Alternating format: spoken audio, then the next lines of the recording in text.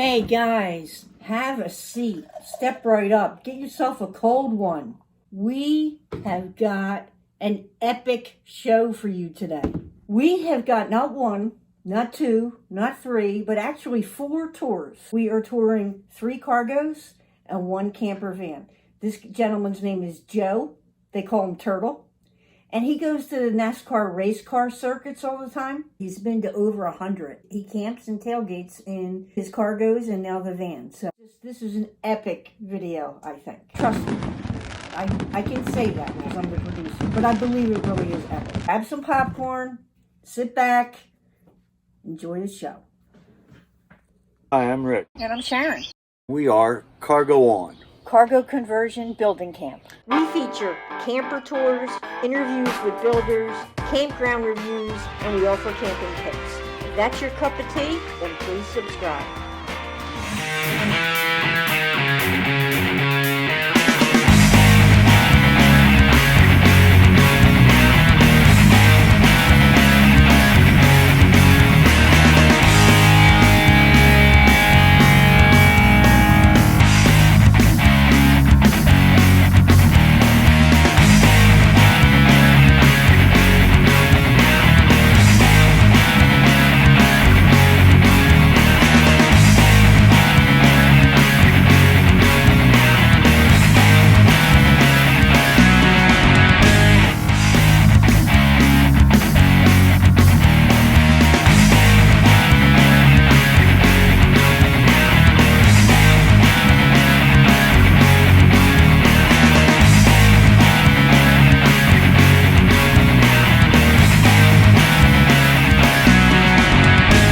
Hi, this is Rick with Cargo On. Today we're going to interview and do some tours on some vehicles that Joe has here. He started a Facebook group years ago for NASCAR tailgating, and over the years he's accumulated several interesting pieces, and he's done it all pretty well on a relatively small budget because he managed to find some great deals. So we're going to talk to him about some of his trailers and his camper van that he's got today. And we're going to start with the first one, which is primarily used for his parents to haul crafts to craft shows. But they got it, and he has actually slept in it. This is a Fuller because as small as it is, it's actually 6 foot long, so it's big enough for somebody to sleep in. So Joe, I'm going to let you take over. Well, this is just a tiny little cargo camper that is just basically storage now, but it can be used for anything. A mattress can be thrown in there. For $150 to buy it, you can't pass that kind of deal up. And just the top brought off and replaced the plywood on the floor, and that was it. And this one was a race vehicle.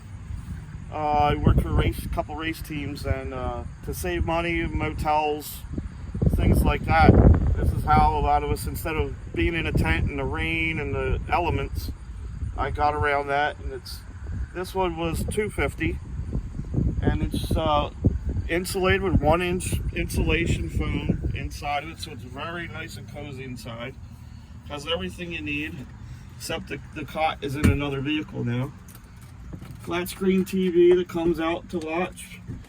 Electric and 12 volt with radio, 4 speakers, and a fan to sleep with. And you gotta have your bar. And the rack, that's a rack for a pickup truck or a trailer. I just turned it around the other way. They're probably $40 and they work great. Boat porthole for a window. They're supposed to be waterproof, so. So Turtle, tell us about this wheel. Well, a lot of heavier trailers in the front, especially where I live here with all the grass.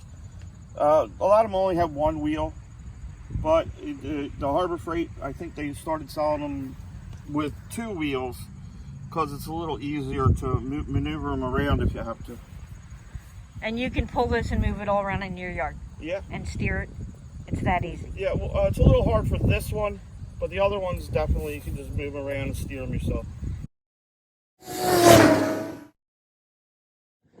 This has been newest. I just got this finished. I'm calling it the Tiki Box. I was thinking of things I could do to it to make it different, and I said, what if you were sleeping and it looked like you were looking through stars in the thatched roof of a tiki hut?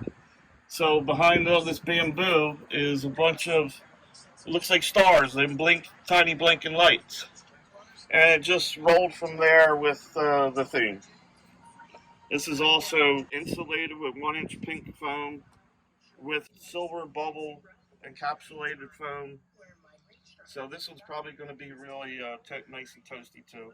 I noticed the boxes or panels up on the front that are electrical. Tell us a little bit about those. Well, the one on the right is just your basic switches, 12-volt switches to different accessories, and USB plug and 12-volt cigarette lighter plug. The one on the left is a really cool little radio that has the capability of sing-along through a microphone with echo, and you can play your music through a USB or a little card or plug, different kind of plugs in there. The TV, and then you always have internet, Roku or the Fire Stick, you hook to your phone, mobile hotspot, where you could watch all kinds of sporting events. And then again, you have to have your bar. This is a skim board. Is that a NASCAR rule or? Well, no, that's a camping rule. You have to have a bar to drink at. This is a skim board you might see down in the shore. Right. And then it folds up for storage, and a water skate just for a shelf. So you got a $10 water skate at a yard sale. And these little tiki guys got down in Florida, the tchotchke store. This I never would have thought of. A skim board. That is amazing. Yeah, I saw one on Nice. it was the wood that got me. Yeah. You know, Did you redo this or was No, that's how it came. It's not really a skim board. It's like a Okay. souvenir one. Yeah. The real ones, they don't look good. Like brackets under there from Camper World are one of the most expensive things in there. That's a pull-out sofa cushion from this end up. Last week I just got that for $20. You couldn't buy that for $600. Where'd you get it for $20? Yard sale? Facebook. Oh, Facebook. There's little speakers behind there. There's 6x9 Pioneer speakers up there and little 5x7 speakers behind here. And I just made the frames out of little sticks that we cut up to burn. Little square pieces of wood. And the fabric was probably $5. And each one of them has hold down. This has 6 hold downs. I think the other one has 6. I'm not sure if I put a motorcycle or scooter. You were mentioning you could still put a bike in. Oh, you can put a bike in. Yeah, I've had a little scooter, and I have a big 250 scooter there. I have to get it under here. I think I can fit it in there. This is the turtle van. Okay, so they call you Turtle. That's right. Okay. That's the turtle box, the turtle van. So 2011 Transit van. Outfitting it, I had almost all the stuff from learning from before, previously, all the other boxes. But here's some of the features of this. You know, this awning comes out 8 feet, and you gotta have a TV, of course. There's the bar for this one. Dorm fridge with a huge freezer. That's a Vet Plus. Down here is a 12-volt microwave, 600-watt microwave. Works 3 ways: electric, 12-volt, or jumper cables. And here's all your solar, inverters, different plugs and electronics. That's a lot of storage up there. Putting this little shelf in helped out a lot. And the bubble insulation, that helps out a lot. And all you need is a electric blanket if it's really cold. Thick sleeping bag. Down here is a deep cycle battery, which the 100-watt solar panel charges through the electrical system. And this will run my refrigerator all day long, and then battery will take over, or generator, which I have on the other side. This is a nice place I found to put all the bungees. I want to go on the other side. It's a propane generator, which takes little cans of propane like your grill at home when you're grilling hamburgers right here.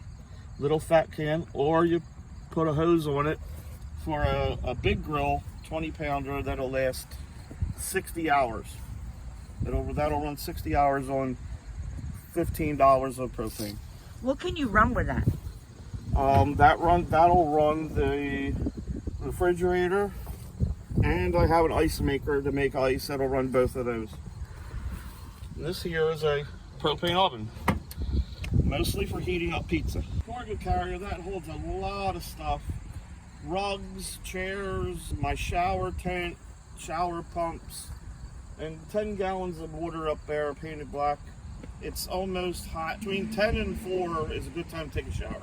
So when you're at the races, you maybe for 10 days or more, you can't leave the track. It's not feasible to go to a laundromat. You have to have a washing machine to wash your clothes. And because obviously in here you can only bring so many clothes with you. So that's another good buy, $50. What's that run on? That's electric with a little spinner. Has to dry your clothes to spin the water out of it, and then you hang them up. You have everything covered. Yeah, I don't have the ice machine would go here. And then I have a little sandwich maker, a little toaster, clamshell sandwich maker that goes here, and that's if I wanted to cook mozzarella sticks or french fries, it's only 600 watts. 15 inches of memory foam. That's one mattress cut in half and then put into these little cheap sleeping bags. All right, so your shirt says NASCAR Camping and Tailgating Facebook group member. Tell us about that. In the early days of Facebook, I guess not a lot of people were on it yet, but there were some NASCAR groups and things, but there weren't any groups really about camping and tailgating and meeting your friends. Or there might have been one that made fun of people who tailgated, just like campers really know how to do it the right way. So I started in 2013. It's camping, tailgating, whatever, any kind of racing. Even, if you tailgate, we want to see your pictures of football tailgating too. We don't mind that. But it's a nice way to meet people that from all across the country that you never would have met sitting in your camper 20 feet away and never said hi to them before. How many members do you have in your Facebook group? Just shy of 7,000.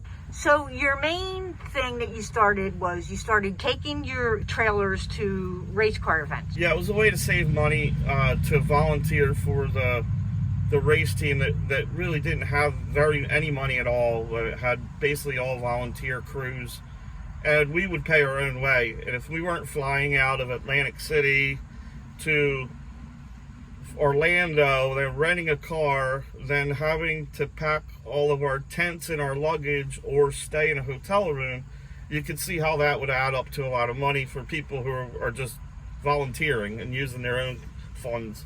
So this was a way to get around that. And the tracks give us free camping for the teams. So right there, that's a plus. Now, do you work for different teams? I've helped teams in the Camp World Truck Series, the NASCAR Xfinity Series, and the ARCA Menard Series. And how long have you been doing that? Probably since 2008. So you go every year? Actually, not anymore. Just Okay. medical issues, and then first COVID, they only needed certain people at the track. And since that's been so long, medical issues, you get a little older, you can't go jumping off a 4-foot wall. Well, I go as a fan now. When's the last time you went? Starting in January, the 24 Hours of Daytona. 2 weeks later, Daytona Speed Weeks for 2 weeks. About a month after that, Sebring, Florida, 12-hour sports car race. I just got back 2 weeks ago from Indianapolis. All right, so this sounds like an awesome lifestyle. I mean, I don't know anything about racing, but I know a lot of guys are totally into it. So tell me a little bit about that. Like when you get there, the excitement, or what's the feel of that? Well, it's a build-up of all weekend. There's people that get ready for races. Spend more time sometimes planning their wedding than planning going to the races, with full bars, donation bars giving away free drinks for donations, having games and free giveaways. Some of them are sponsored by Monster Energy, and the drivers actually come to their tailgate parties that they have. And so how many people are at these races? There's a lot, right? Not as much as there used to be, but there's 100,000 people sometimes at some of the races. So you would pull in, and you told me before you'd be parked next to like $100,000 rig or something? Oh, definitely. Just in Daytona here, a man from Key West and his wife and two of their friends pulled up in a couple $1 million brand new motorhome. He go, yeah, I just got it. You know, left flagpoles there and lights, decorated lights that were around the motorhome because you guys can have them. Wow. So that, like, it's us. We love them people. Yep. But they're the champagne and cheese crowd, you know. But then there's people in their tents right next to you. Well, it's just like being like you were gonna say, an Eagles fan or a football fan. They go to games in Pittsburgh or New York, or you know, they might not bring their camper, but they're in the hotel and the excitement of going to the game. But if you go there, it's you against them. When you come to NASCAR, it's everybody's for everybody except one driver that you hate. Okay, so who's your driver that you love? I don't have a driver. I used to have a driver years ago. His name was Ward Burton back in the 90s. And I just root for all of them except for the ones I don't like. Now, are you done, or are you getting more? Probably done, because... Unless the price is right? That's true. You can always sell it again. Yep. But this fits all of our flea market stuff. When we have too much stuff, we go to the flea market. I took this a couple months ago before I tikied it out with all of our flea market stuff, pulled it with the Nissan Altima. Very practical, and also I love, you know, some of the creativity and just the way that you put all these together. It's amazing. The next thing is the windows. 2 windows in each door. Mm-hmm. Yeah, that'll be nice with windows. But this was amazing. Thank you so much for taking the time to meet with us and interview. This is a great job, really. Thanks for coming down. Thank you so much.